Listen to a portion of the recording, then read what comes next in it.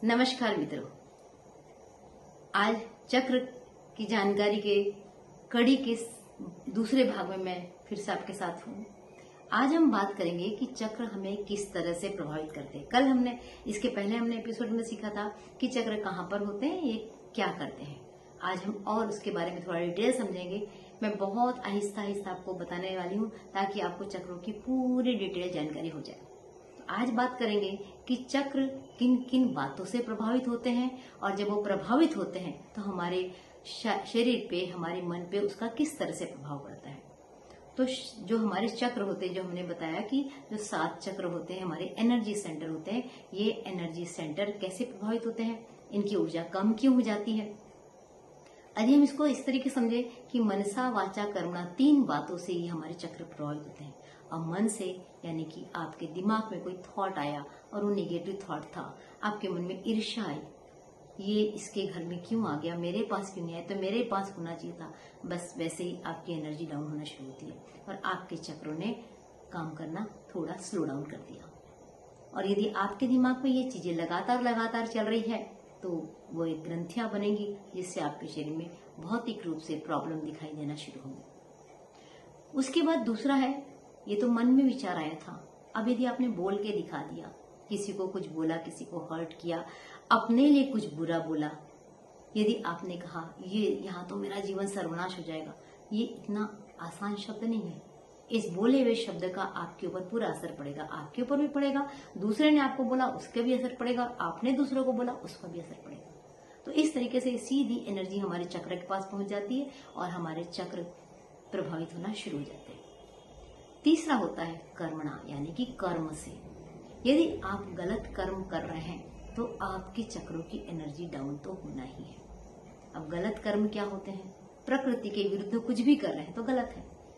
आपने अपने रूटीन को बिगाड़ के रखा है, अपने खाने पीने के ढंग को बिगाड़ के रखा है, आपने अपनी नींद को बिगाड़ के रखा है, आप वो अनैतिक सारे काम कर रहे हैं तो चक्रों पे इसका प्रभाव तो पड़ेगा ही पड़ेगा। तो ये 3 कारणों से हमारे चक्र प्रभावित होते हैं। अब मैं उस चीज की बात करती हूँ कि ये चक्र प्रभावित तो हो चुके हैं, हमें दिखाई कैसे देंगे, हमें समझ कैसे आएंगे कि हाँ हमारे चक्रों का ही हमारे ऊपर प्रभाव पड़ रहा है। और ये बहुत कॉमन सा प्रश्न है और सबको लगता है कि हम कैसे समझें चक्र हमारे जीवन को प्रभावित करें।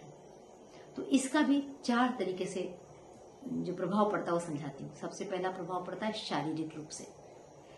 जिस चक्र की एनर्जी कम हुई है उस चक्र से रिलेटेड जो भी अंग होते हैं, आगे मैं आपको बताऊंगी कि किस चक्र के क्या क्या अंग रिलेटेड होते हैं, तो वो अंग हमारे प्रॉब्लम करना शुरू कर देते हैं। जैसे कि हमारा विशुद्धि चक्र है ना, थ्रोट चक्र, ये इसमें यदि कोई एनर्जी में प्रॉब्लम आई, कुछ इम्बैलेंस हुआ, हम ब्लॉकेज तो नहीं कहते इसको, कुछ इम्बैलेंस आया तो सबसे पहले आपके गले में प्रॉब्लम शुरू होगी, आपको थायराइड हो सकता है। तो ये शारीरिक रूप से आपको समझ में आएगा कि ये चक्र इम्बैलेंस हो चुका है।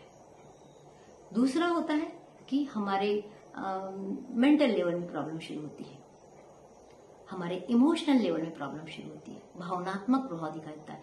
अब यदि हम बात करें कि मेरे स्वादिष्ठान चक्र में कुछ प्रॉब्लम आई है तो स्वादिष्ठान चक्र में मेरे इमोशन निगेटिव हो जाएंगे।